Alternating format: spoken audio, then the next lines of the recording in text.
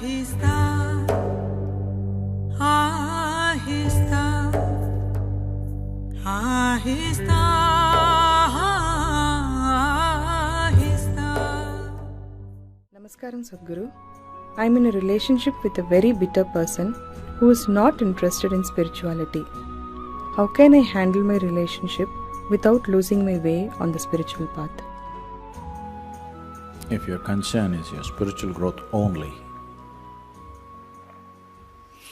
then if you have a demon for your partner, that's the best thing.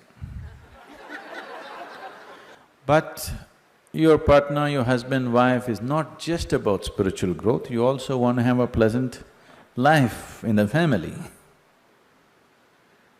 Then you have to choose someone whom you like, but any human being on the planet, there is something that you don't like about them.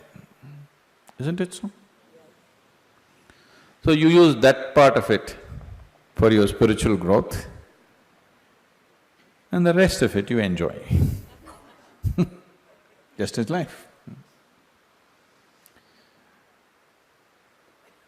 So if your intention is to have a good family, then some rapport is needed between two people, otherwise it won't work.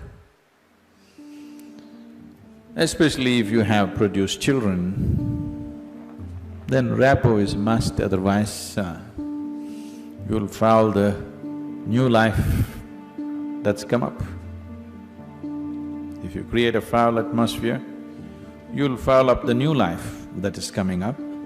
Nobody has any right to do that actually, but people are doing it. But no human being has any right. You can mess yourself up as much as you want, that's up to you. But you can't mess up a fresh life that's just coming up. So, if you're looking for good life, family life, then one has to find rapport. And that rapport means some areas of commonality at least. But if you're looking for spiritual life, it doesn't matter what kind of person he is, you can use everything for your growth, everything for your growth, if that's all your focus is. But generally your focus is both ways, you want to have a little bit of that and a little bit of this, so mixed fare. So it gets a little complex. So, to build a rapport takes effort, takes compromise, takes love, endurance. Takes endurance, you know.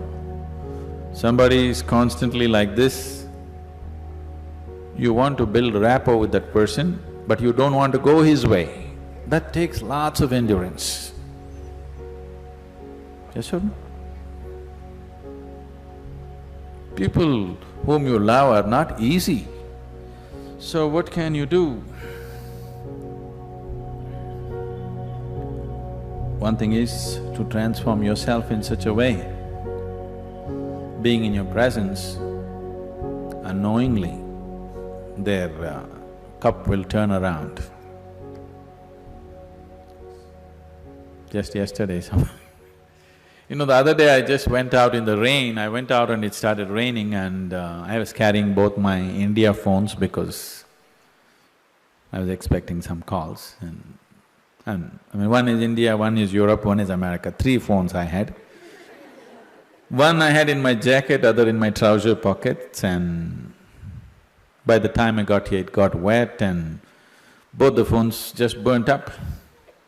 Then people around me were telling me, Sadhguru, why carry 2 phones? Now we can have 2 SIM cards in one phone. If you hold it like this, you can speak on the India SIM card. If you turn it around, it just shifts into the other SIM card. You don't have to switch anything, just this way it handles one SIM card. If you turn it around, it handles another SIM card. You have to become like this. I was very suspicious of this phone, I didn't get it, but But you must become like this. If you wish to take people who are around you with you, if you want to walk alone, it's very easy. If you want to take people with you, then it takes a considerable amount of effort. When Gautama was asked this question, is it better to walk alone on the path or with a companion? He's not like me, he's dry. He said, it's better to walk alone than to walk with a fool. He's not saying don't walk with anybody, he's not saying don't have companions, but he said it's better to walk alone than walk with a fool.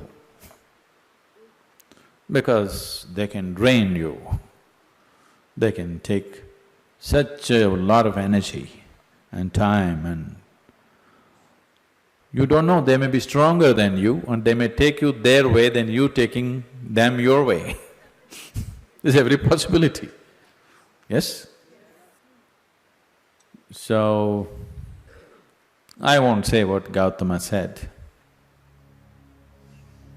All I am saying is, it doesn't matter how you walk, as far as your spiritual process is concerned, anyway you're alone.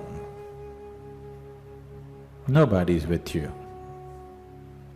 It's only the bodily process, the material process of life, which you can share with people. You come alone and you go alone, isn't it? Even if you have a twin brother or a twin sister, you still come alone and go alone, isn't it so? So when it comes to the spirit, anyway, you walk alone. So don't mix that up. So that part of it you handle well. The material part of it, according to your capability, to what extent you can do it, you do it. They come your way, it's wonderful. If they don't, it's all right, don't grudge them. It's just that you don't have to go that way. Maybe someday, when the doctor tells you your liver is in a bad state, he may seek divine, you know. Yes? Have you seen people who are walking in the morning? Not everybody, there are certain type of people, these are all over 50, 55 age group people.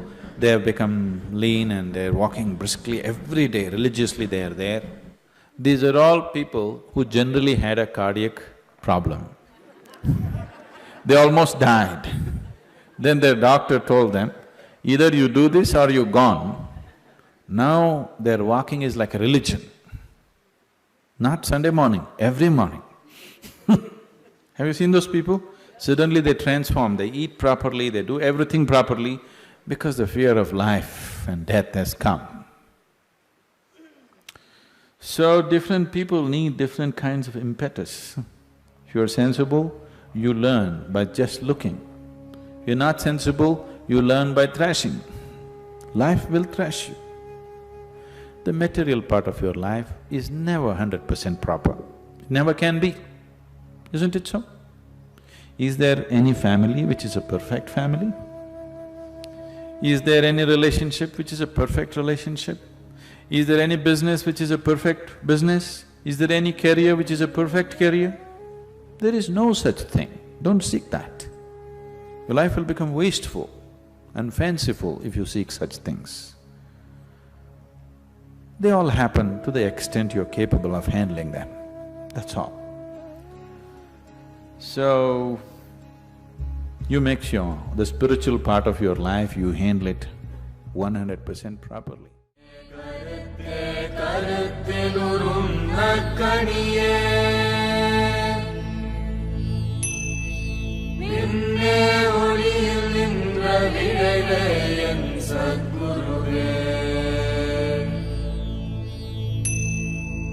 தேவர் முதல் காணாத திருநடம் தந்தாண்டு கொண்டு